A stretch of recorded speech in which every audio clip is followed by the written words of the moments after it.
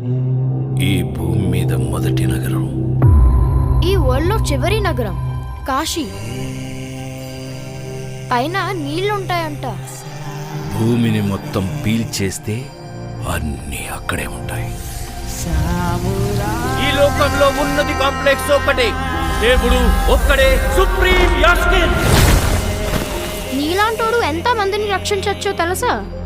నేను రక్షించాల్సిందే ఒక్కడిని. 6000 సంవత్సరాల క్రితం కనిపించింది. ఇప్పుడు మళ్ళీ ఆ పవర్ వచ్చిందంటే ఇక వెలుగు వచ్చే సమయమైంది.